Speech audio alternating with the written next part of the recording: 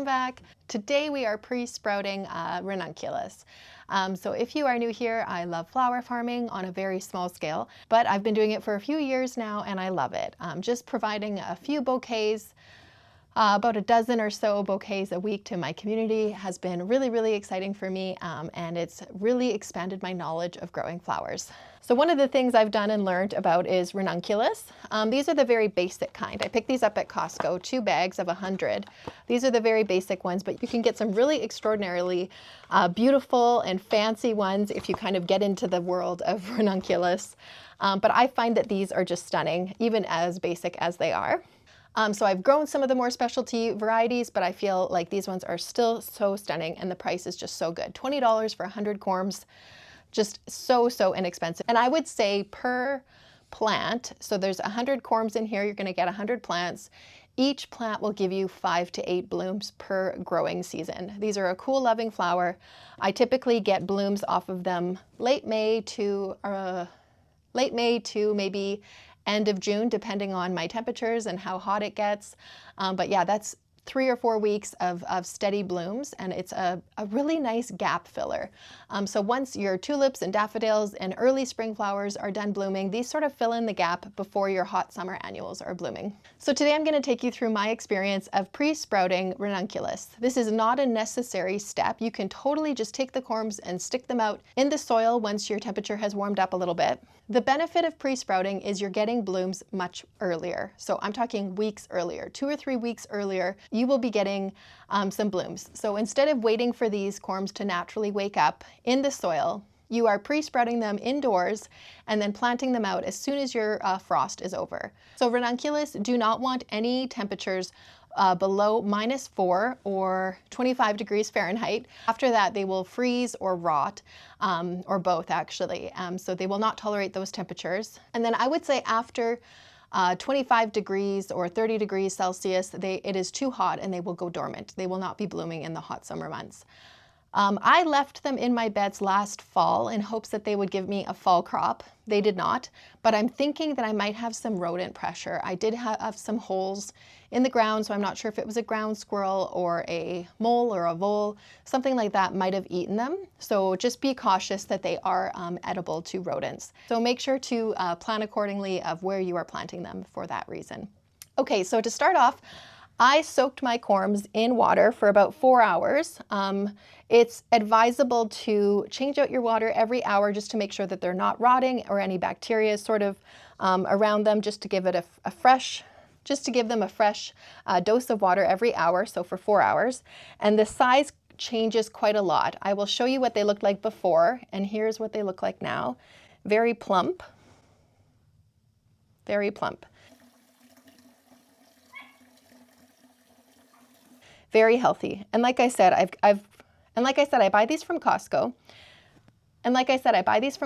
And they seem to be very good quality. I've never had any issues with them, and they all look very healthy. So there's my 200 here. And the way to go about pre-sprouting is you're going to be placing the corms tentacles down, if you want to imagine. They look like an octopus. So the tentacles down, this is the top where the actual stems are going to come from, and you're placing them down into the soil. I'll get closer. And you can pack these in. This is a temporary spot for them. I usually have them touching side by side, almost like sardines in here. They are not going to be in here for long. For about 2 weeks, they need to be in a dark, cool spot. I think about 5 to 10 degrees Celsius. That's 40 to 50 degrees Fahrenheit. So I have in my garage, it's heated, but very minimally. And I usually put them in there and I cover them. I'm not sure if that's entirely necessary. I've heard that they don't actually need to be covered, but that's what I've done in the past. So I'm going to keep doing it because it works. And I don't touch them for 2 weeks because they usually don't sprout for 2 weeks, and nothing has molded, nothing has rotted. They are just so easy to do. So after they have sprouted, if you pull one up, you will see nice fresh white roots coming off of them and a little bit of green growth off the top.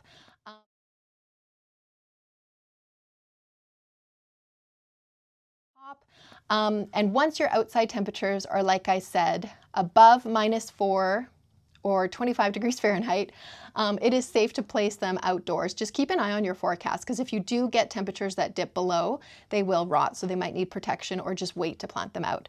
And of course, I'll take you along for those steps as well. Okay, so the first thing we're doing is we're going to be placing them in the soil, like I said. And these are just trays that have drainage at the bottom. And I just have them on a little boot tray. And that just works for me. This is what I've done in the past. And usually I have more than this. 200 ranunculus is not actually a lot, but I'm hoping some of mine come back. So last year, I didn't remove all of my corms from the year before that. So I guess 2 years ago. And they started to grow actually almost around the same time as my pre-sprouted ones. So I think because we have so much snow coverage in the winter, it sort of insulates the corms, even though we are only zone 4 or 5, and these are, I believe, zones 8 and up that you can leave to overwinter. I think that extra snow protection was just enough insulation to keep them there. From year to year, it might not always be the case, so I will plan on growing these every single year, but if I do get some over winter because of the snow protection, it's a bonus. So we'll see how many I actually end up with this spring. Okay, so let's get all of these into the soil.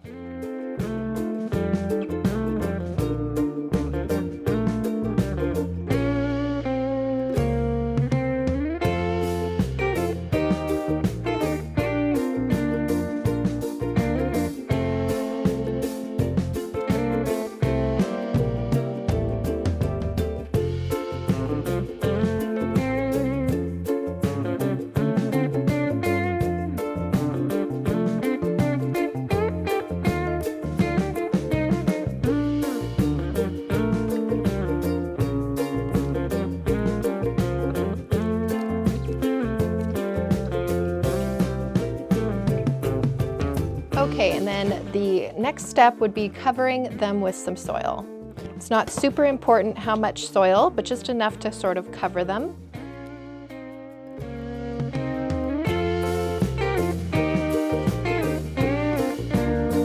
Okay, there we are. Pretty simple, I would say. Again, a lot of these things are not difficult. It's just like when you haven't done it before, it's just you're not familiar with all the steps. But really every seed, every corm, every bulb wants the same things with just like, variety of temperatures and conditions. So I'm hopeful that these will do well. Like I said, I've done this before. They are pretty no-fail for me. I'm not sure if it's because we're in a dry climate, but these just seem to do really well for us in our area.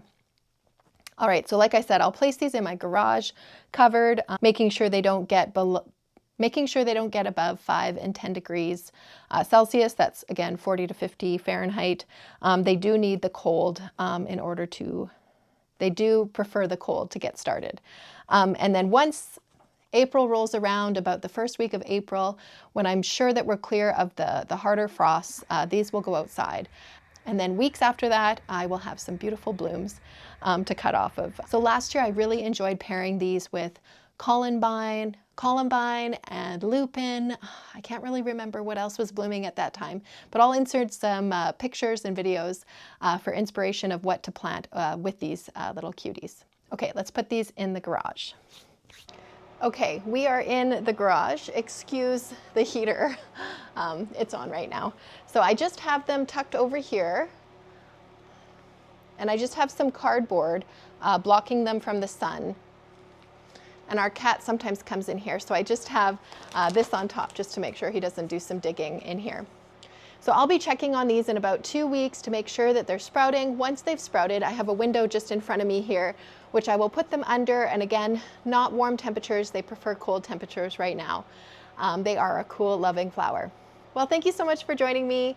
I hope to see you next time. Bye.